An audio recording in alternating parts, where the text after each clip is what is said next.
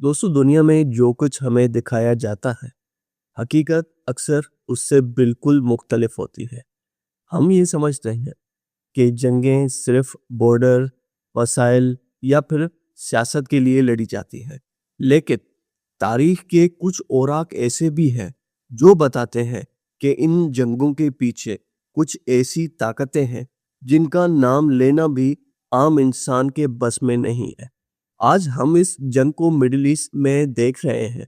ये कोई आम सियासी जंग नहीं है, बल्कि एक कदीम और खौफनाक नजरिए का तसलसल है, जिसका ताल्लुक बाल नामी एक शैतान देवता की परस्तिश से जोड़ा जा रहा है। कहा जाता है कि बाल एक ऐसा देवता था जिसकी खुशनुदी के लिए मासूम बच्चों की कुर्बानी दी जाती थी। प्रोफेसर जियांग और एप्स्टीन फाइल्स के हालिया इंकशाफात ने एक लर्ज़ाखेज तस्वीर जो है वो पेश की है। तज्जियाकारों का दावा है कि हालिया जंग का आगाज महज इत्तफाक नहीं था, बल्कि एक खास शैतानी एजेंडा के तहत एक एलिमेंट्री स्कूल की 160 से ज्यादा मासूम बच्चियों की बलि चढ़ाकर इस खूनी खेल को बुनियाद रखा गया। ये वो हकाइक है जो मेन स्ट्रीम मीडिया कभी भी आपको नहीं दिखाएगा, क्योंकि ये मामला एल्यूमिनाटी और उन खुफिया तंजीमों तक जाता है जो पर्दे के पीछे से पूरी दुनिया की फौज और कौमी सलामती और उनके इदारों को कंट्रोल करती रहती है। इस खुफिया निज़ाम के बारे में 3 पिलर्स बताए जाते हैं।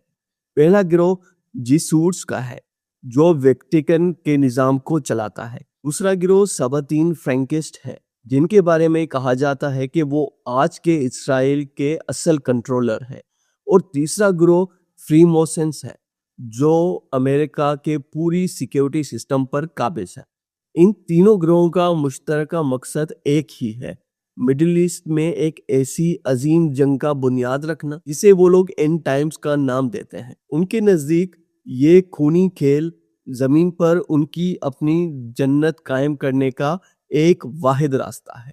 अगर ये नक्शा दुरुस्त है दोस्तों, तो फिर जमहूरियत, इलेक्शन और इंसानी हकूक महज एक ड्रामा है, ताकि आम आवाम की तवज्जो असल निज़ाम से हटाई जा सके।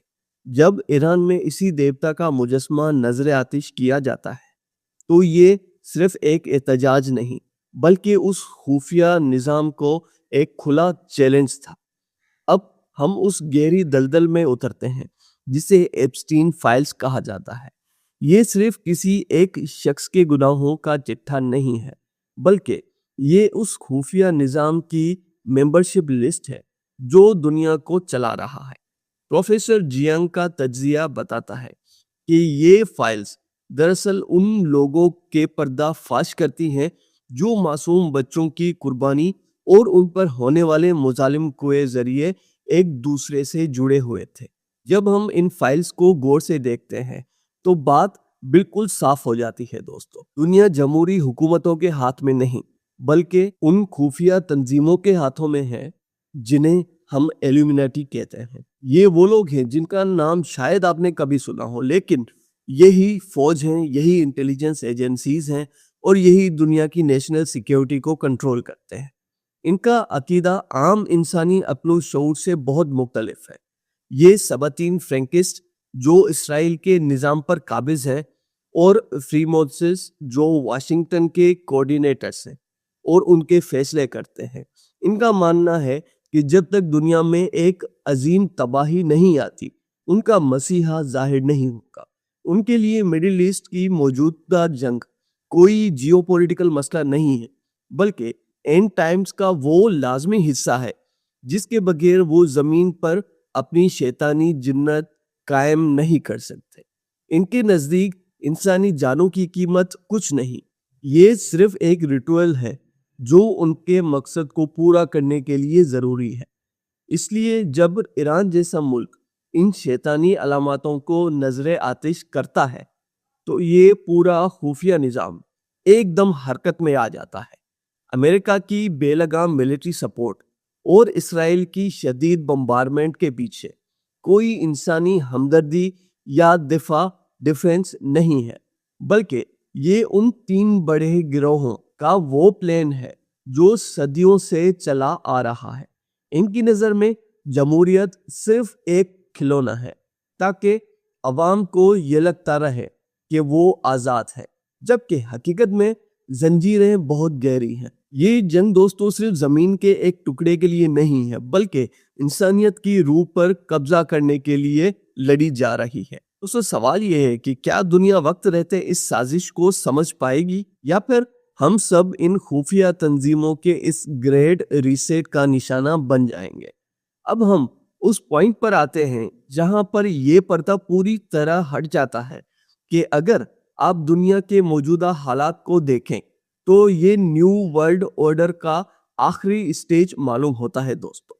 پروفیسر جیانگ کا تجزیہ یہ کہتا ہے کہ یہ تین گروہ اب مزید پردے کے پیچھے نہیں رہنا چاہتے۔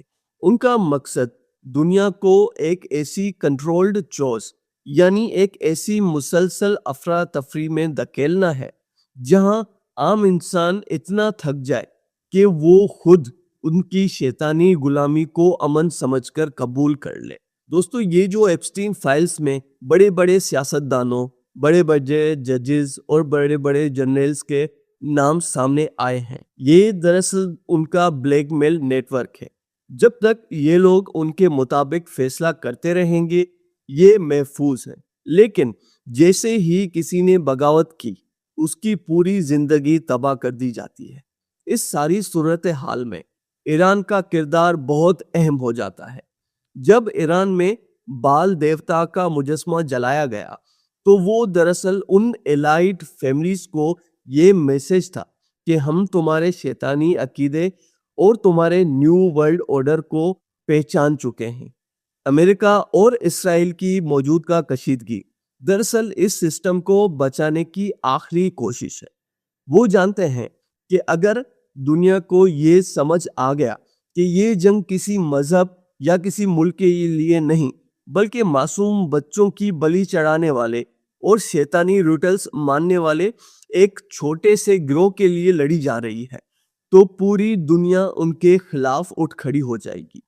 یہ دوستو اینڈ ٹائمز کا وہ وقت ہے جہاں حق اور باطل کی لکیر بالکل صاف ہو چکی ہے۔ جمہوریت کا ماسک اب اتر چکا ہے اور اس کے پیچھے ان خفیہ تنظیموں کا اصلی چہرہ نکل رہا ہے جو انسانیت کو قربانی کا جانور سمجھتے ہیں۔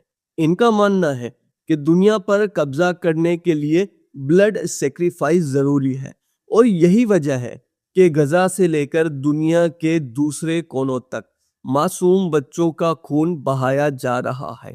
یہ کوئی اسٹریٹجی نہیں ہے دوستو، یہ ان کا ریٹل ہے۔ لیکن یاد رکھیں جب ظلم حد سے بڑھ جاتا ہے تو وہ مٹ جاتا ہے۔ یہ خفیہ تنظیمیں جتنا زور لگا لیں حقیقت کو ہمیشہ کے لیے چھپا نہیں سکتی۔ کیا یہ گریٹ ریسیٹ کامیاب ہوگا یا پھر انسانیت اس شیطانی نظام کی زنجیریں توڑ کر آزاد ہو جائے گی؟ یہ فیصلہ دوستو اب ہمارے ہی ہاتھوں میں ہے۔ اب ہم اس پوری بحث کے اس اختتامی نقطے پر پہنچ چکے ہیں جہاں سے واپسی کا کوئی بھی راستہ دکھائی نہیں دیتا۔ پروفیسر جیانگ کا یہ تجزیہ اور ایپسٹین فائلز کے ان حیران کن انکشافات ہمیں اس حقیقت سے دوچار کرتے ہیں جو عام آنکھ سے دیکھنے سے قاصر ہے۔ ہم جس دنیا میں جی رہے ہیں وہاں کی حکومتیں، ادارے صرف اور صرف سیاسی دکھاوا کرتے ہیں۔ اصل طاقت ان کے پاس ہے جو پردے کے پیچھے رہ کر دنیا کا نصیب لکھ رہے ہیں۔ یہ جیسوٹ، سبتینز، فرینکسٹ اور فری میسنز کا اتحاد دراصل انسانیوں کو اس گریٹ ریولیوشن کی طرف دھکیل رہا ہے جسے وہ اپنے شیطانی نظام کی شروعات سمجھتے ہیں۔ ان کا ماننا ہے کہ جب تک دنیا خون سے نہیں رنگی جائے گی ان کا خواب پورا نہیں ہوگا۔ لیکن سوال یہ ہے کہ کیا ہم صرف تماشائی بنے رہیں گے؟ حقیقت یہ ہے دوستو کہ یہ ایلومیناٹی نظام تب ہی طاقتور ہوتا ہے جب ہم اندھیرے میں رہتے ہیں۔ جس دن دنیا کو یہ سمجھ آ گیا کہ ان کا دشمن کوئی دوسرا ملک یا پھر کوئی دوسرا مذہب نہیں ہے بلکہ یہ ہڈن کنٹرولرز ہیں، اس دن ان کی ساری نشانیاں، ساری محنت راکھ بن جائے گی۔ ایران میں بال دیوتا کے مجسمے کا جلنا اور دنیا بھر میں ان خفیہ تنظیموں کے خلاف اٹھنے والی آوازیں اس بات کا ثبوت ہے دوستوں کہ پردہ گر رہا ہے۔ جمہوریت کا جو مذاق دنیا کے ساتھ کیا گیا وہ اب آہستہ آہستہ بے نقاب ہو رہا ہے۔ ہم ایک ایسے دور میں داخل ہو رہے ہیں دوستوں جہاں ہر فرد کو یہ چننا ہوگا کہ وہ اس شیطانی نیو ورلڈ آرڈر کا حصہ بنے گا یا اس حق کے ساتھ مشکل جنگ میں کھڑا ہوگا۔ یہ جنگ صرف ہتھیاروں کی نہیں ہے دوستوں، یہ شعور اور حقیقت کی پہچان کی جنگ ہے۔ لیکن کہانی یہاں ختم نہیں ہوتی۔ یہ تو صرف ایک جھلک تھی اس بڑے نظام کی جو ہماری زندگی کو کنٹرول کر رہی ہے۔